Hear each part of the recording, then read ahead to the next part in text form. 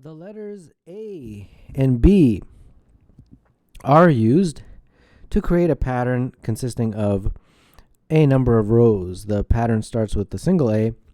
The rows alternate between A's and B's, and the number of letters in each row is twice the number of letters in the previous row. The first 4 rows of the pattern are shown.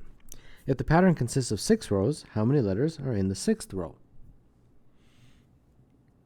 Well, they have given us the first 4, so let's put in 5, 6, 7, and let's put in 8. So this row had 1, this had 2, 4, and I believe 8. So this will have 16, and that'll be 32. So it just doubles every time. So I believe the answer to A is 32. Okay. If the pattern consists of 6 rows, what is the total number? Okay, so we just have to add these guys up. So 1 plus 2 plus 4 plus 8 plus 16 plus 32, and that is 63. If the total number of letters in this pattern is 63, determine the number of A's in the pattern and the number of B's in the pattern. Okay. So I guess they're just talking about 6 rows, since 6 rows add up to 63. And then we have to add up the A's and B's. So the A's, there looks like 1 and 4. Well, this is going to be A's, right? This is A's, and the 6th row is B's. So 1, 4, and 16 is the number of A's. So 1 plus 4 plus 16. So that's 21. And then the number of B's is 2, 8, and 32. So B's is 2, 8, and 32, which I believe is 42. And I think that's what they're asking. The number of A's, which is 21, and the number of B's, which is 42. And, of course, the total is 63. If the total number of letters in the pattern is 4095, determine the difference between the number of A's and the number of B's. Okay. 4095. Total number of letters is 4095. Okay, so in order to get that, we were just adding multiples, right? 1, 2, 4, 8, 16, 32, so on. 4095 is not that big of a number, so I think we could just do this manually. 64, the next one is 128 plus 256, and so on, right?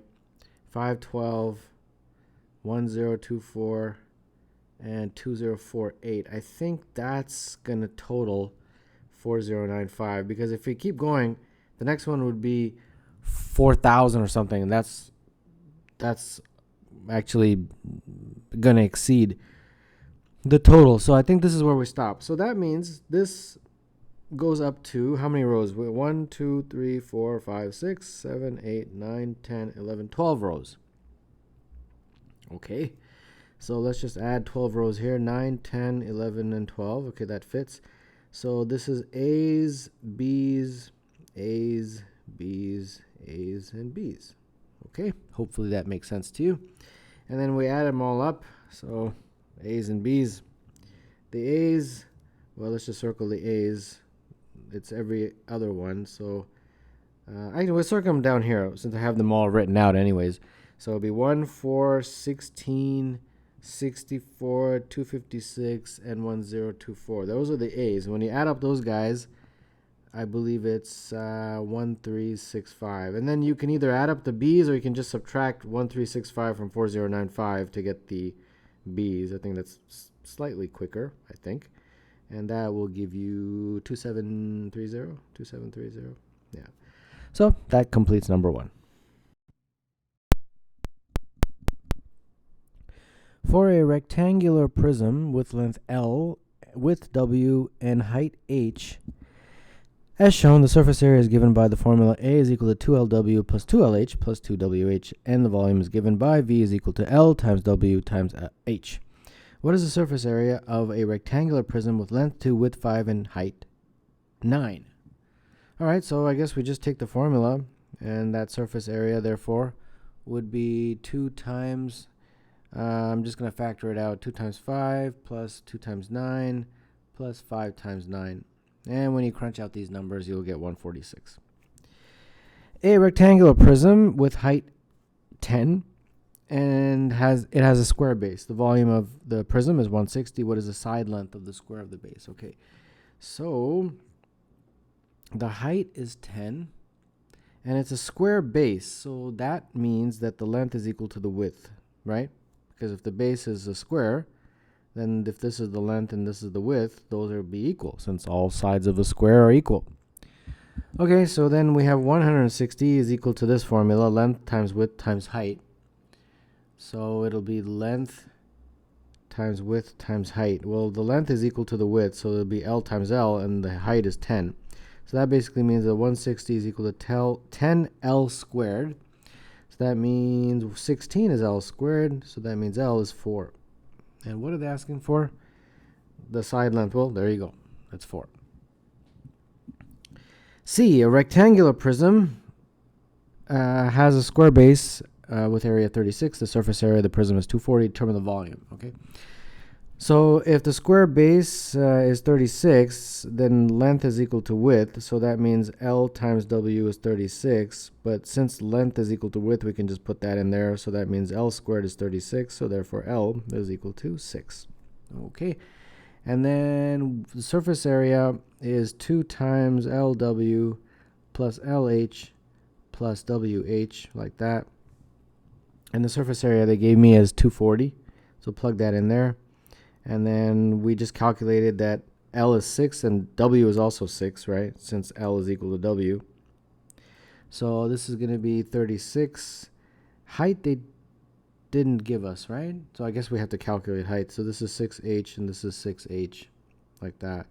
So when you crunch out these numbers, you're going to get 120 is equal to 36 plus 12h, and then therefore 84 is equal to 12h, and therefore h is equal to 7. Okay, finally we calculate the volume. That's length times width times height. So that's just going to be 6 times 6 times 7, which is 252. And then finally, the last one. A rectangular prism has length k, width 2k, and height 3k.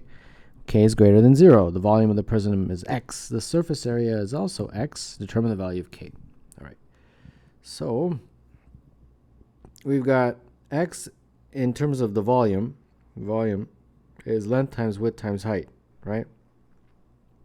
So x is equal to the length they're saying is k, the width they're saying is 2k, and the height they're saying is 3k. So x is equal to 6k to the power of 3.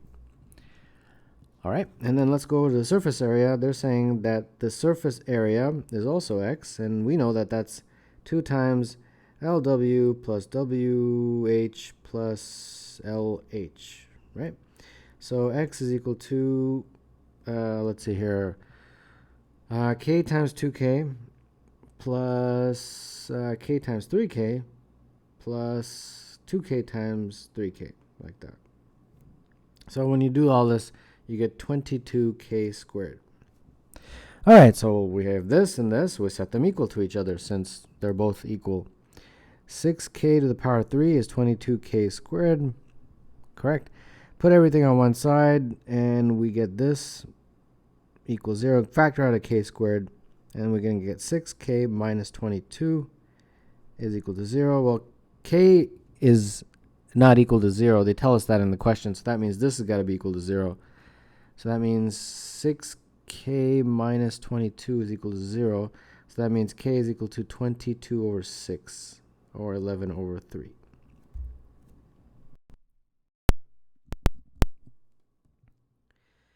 Jody multiplied the numbers 2 and 5 to get the product of 10. She then added 4 to the original numbers, and she got 6 and 7. She multiplied these new numbers and got 54. Jody noticed that each of the digits in the new product, 54, was 4 more than the corresponding digits in the product of 10.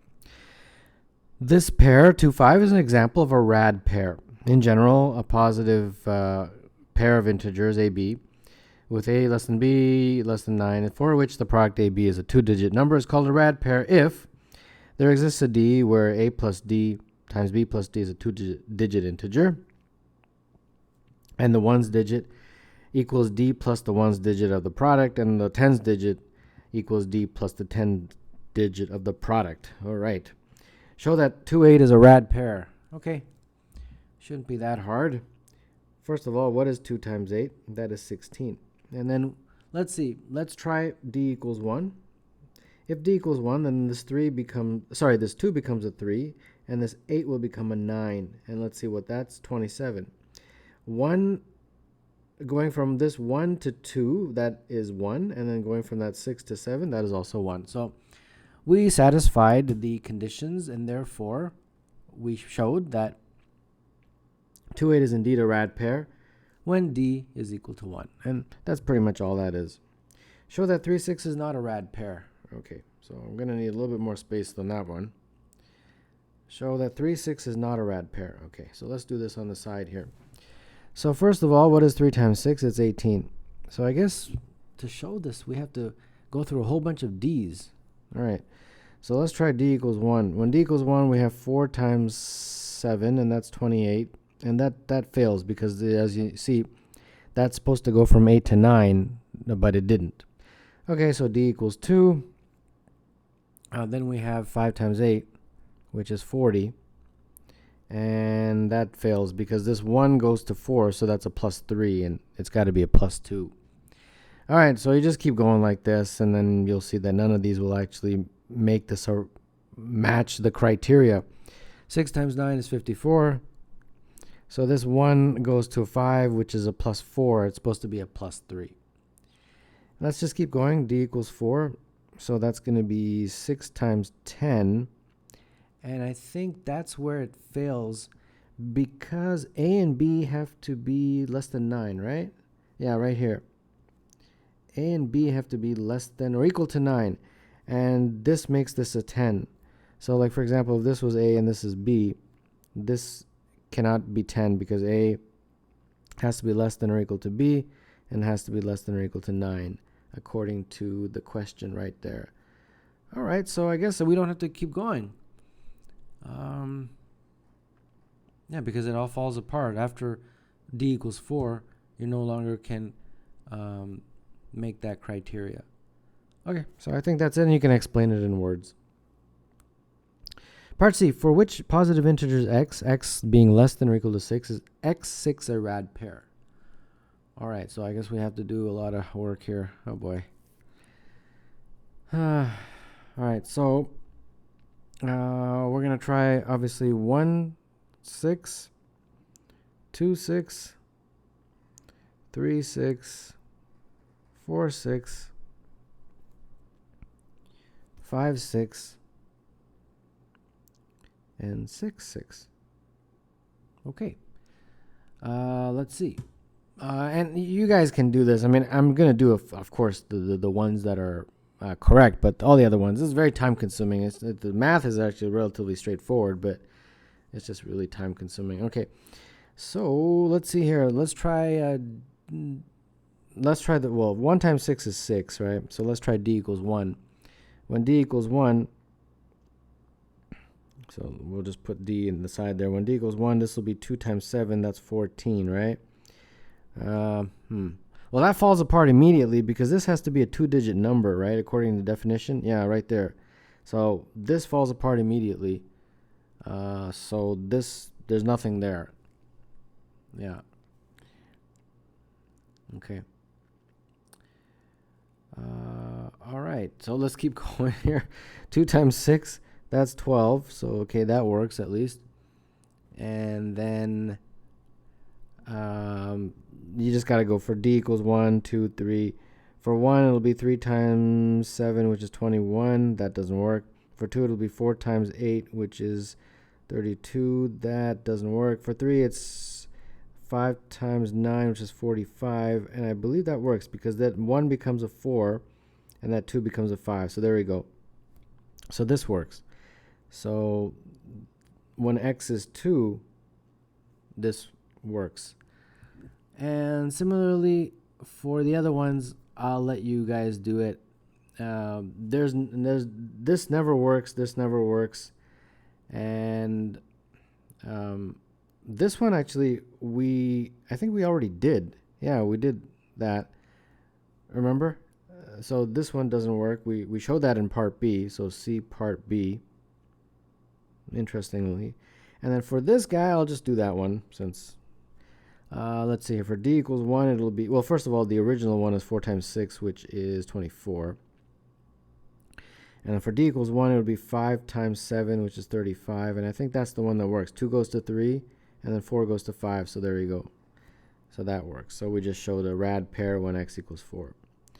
So when x equals 4 and when x equals 2, this is a rad pair if I have done this correctly.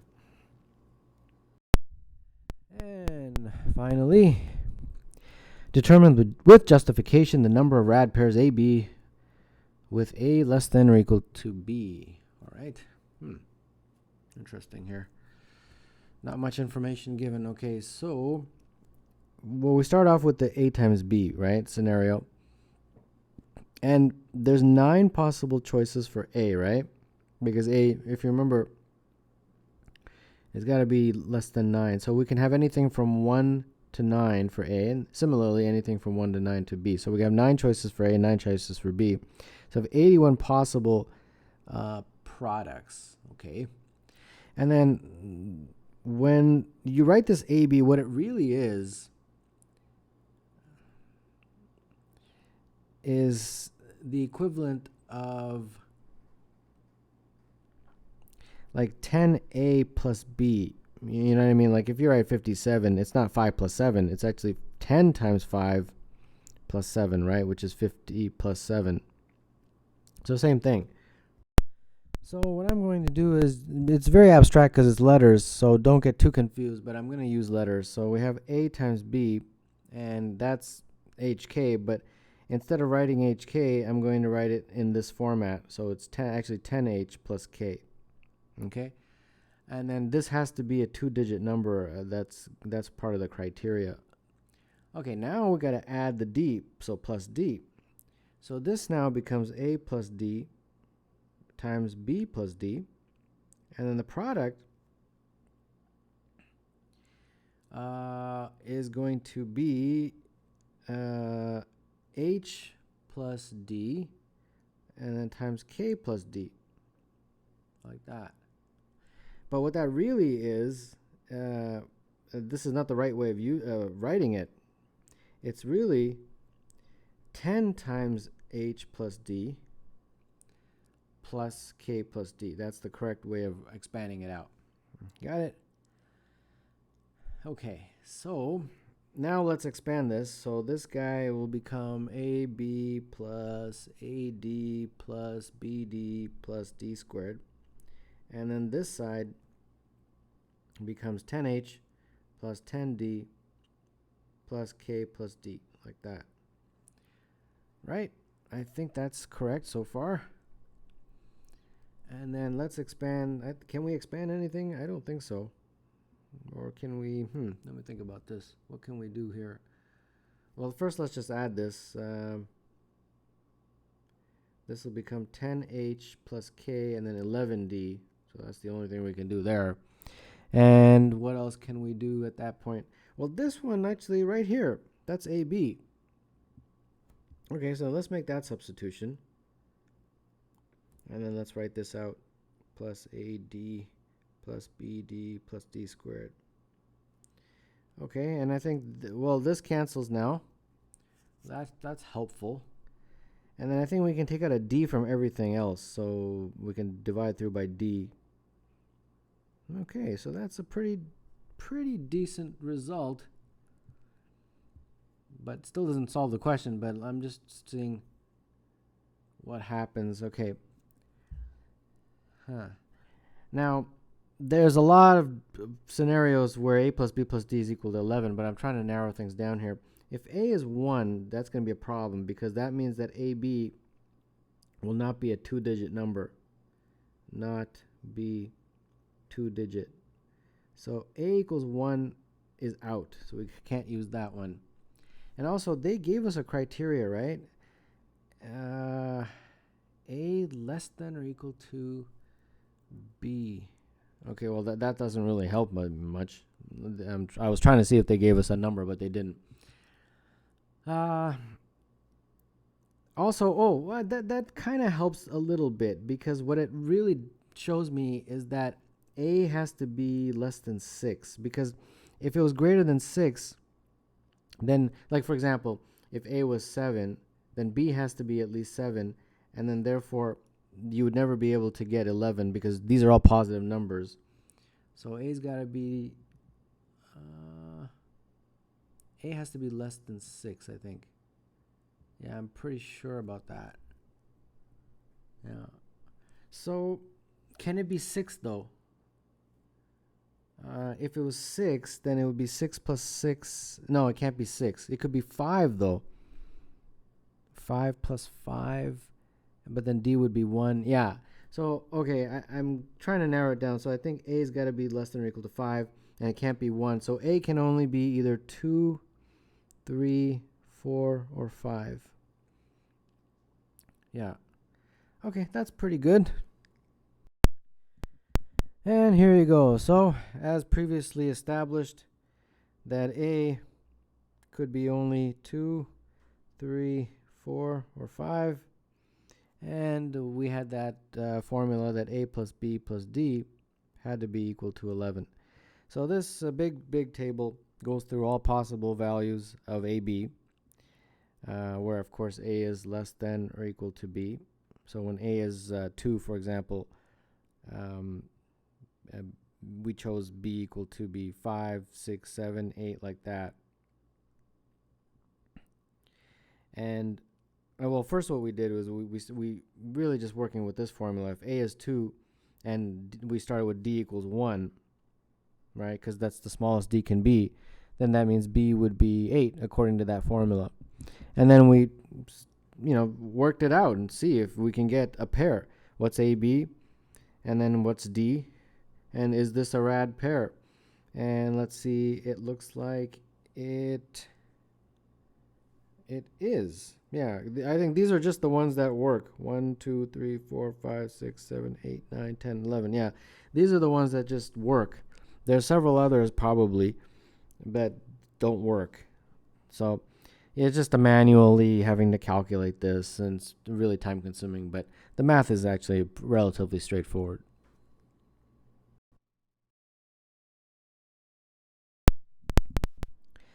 In a n by n grid of unit squares, each point at which 2 grid lines meet is called a vertex. So there are n plus 1 squared vertices. The top left corner is labeled A and the bottom right is labeled B. Path from A to B is a sequence of unit edges. Each connect 2 adjacent vertices. When connected, form a sequence of vertices that begins at A, ends in B, passes through each vertex at most once. The length of such a path is the number of unit edges in the path. For example, 3 by 3 grid, a path of 12 between A and B is shown. In the 2 by 2 grid, determine the number of paths of any length from A to B. All right, so you just got to count these out, draw them out and count them, and you will see the number of paths that in a 2 by 2 grid from A to B. So we have paths of length 4, so we'll just write length here. So length 4, as you can see, 1, 2, 3, 4, 5, 6. So 6 of those guys. List length is 1, 2, 3, 4, 5, 6. So length 6, we've got 4 of them. And this one, 1, 2, 3, 4, 5, 6, 7, 8. Length 8, we only have 2. So this is the total, and that total, I believe, is 12. Explain why there cannot be a path from A to B of odd length in a 10 by 10 grid. Okay, so why can't there be something odd? Okay, so let's just say you got some 10 by 10 grid, right? And this is A and this is B. Well, you are either going to go up or you're going to go down when you're going through this path, right? So you're going to go either down or up somewhere in the path, right? If you go up here and down there, whatever. And U plus D has to be 20. That's the minimum. Could be more. But the minimum, you got to go down. It's a 10 by 10, right? Yeah.